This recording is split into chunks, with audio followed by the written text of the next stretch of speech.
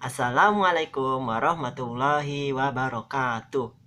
Bagaimana kabarnya anak-anak kelas 2 SD Integral Alusna? Alhamdulillah, luar biasa. Tambah semangat, tetap semangat. Allahu Akbar. Ya, di kelas 2 ini ketemu lagi dengan Bapak. Masih sama dengan pelajaran komputer. Hanya saja tahun lalu kalian masih kelas 1, sekarang sudah naik ke kelas 2. Semangat lagi, lebih semangat belajarnya kalau sudah naik kelas ya. Walaupun kita belajar di rumah, tetap harus semangat belajarnya. Nanti dibantu sama ayah dan bundanya. Di kelas 2 ini kita sudah mulai mengenal lebih dalam tentang komputer.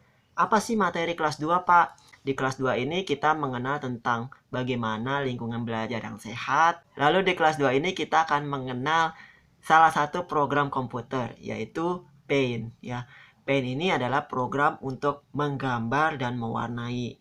Nanti kita akan pelajari lebih lanjut tentang Paint di pembelajaran berikutnya. Sebelumnya, siapkan dulu alat tulisnya, buku tulisnya, pensil, sebagainya. Kita belajar tentang bab 1, mengenal lingkungan belajar yang sehat. Coba kalian lihat gambar ini.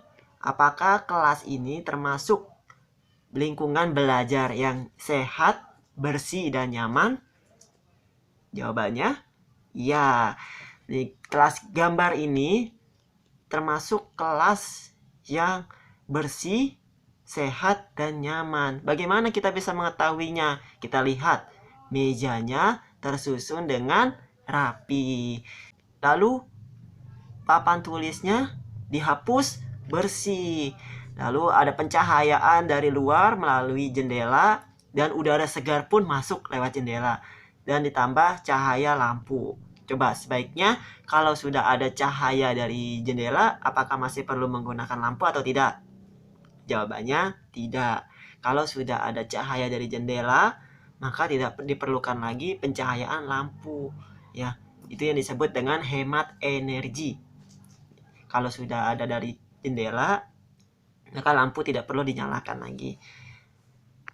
Selanjutnya, bagaimana lingkungan belajar yang sehat? Kalau tadi kalian sudah melihat gambar kelas yang bersih, itu termasuk dengan lingkungan belajar yang sehat. Kita lihat yuk ciri-cirinya seperti apa. Lingkungan belajar yang sehat, pertama, ruangan yang bersih. Ruangannya bersih, harum. Bagaimana caranya supaya ruangannya bisa bersih?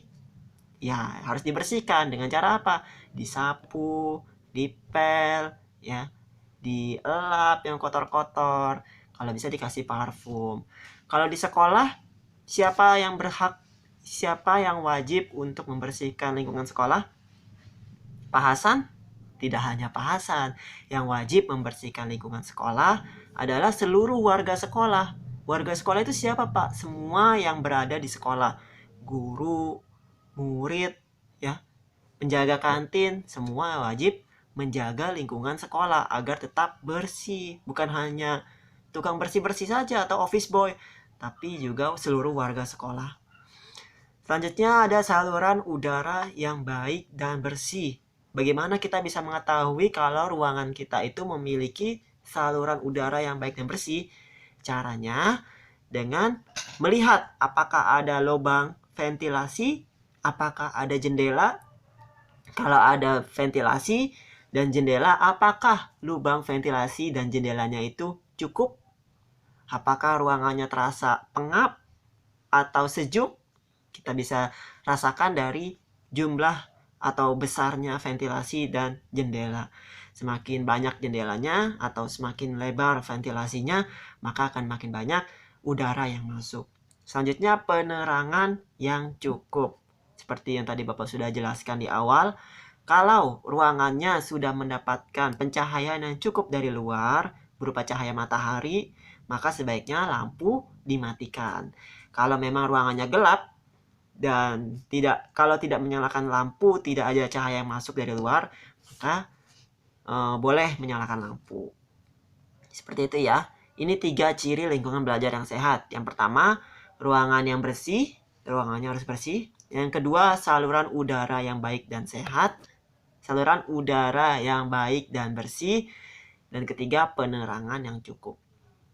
Nah, ini Bapak punya gambar lagi nih, gambar kebalikan dari gambar yang pertama tadi. Menurut kalian, kalau kalian belajar di tempat seperti ini, nyaman atau tidak? Tidak ya, tentu tidak nyaman. Yang pertama kalian lihat coba, mejanya berantakan. Lalu apa lagi? Di gambar ini ada apa? Lalu lantainya kotor. Selanjutnya apa lagi? Mejanya berantakan, lantainya kotor. Sepertinya ini pencahayaannya dengan senter karena ruangannya gelap. Ya, kira-kira kalau belajar di tempat seperti ini nyaman atau tidak?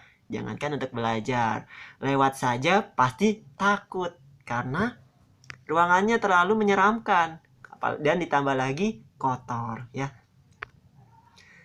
bagaimana keadaan kelas tadi? Kelas tadi sangat kotor dan tidak nyaman untuk belajar. Apakah nyaman belajar di kelas tersebut? Tentu saja tidak. Apa yang harus dilakukan agar lingkungan belajar menjadi nyaman? Caranya dengan rajin membersihkannya, ya, saluran udaranya cukup dan penerangannya juga baik. Oke, itu sekian dari Bapak. Semoga kalian dapat pahami. Ya, yang tadi Bapak sudah jelaskan, jangan lupa dicatat poin-poin pentingnya. Terima kasih. Wassalamualaikum warahmatullahi wabarakatuh.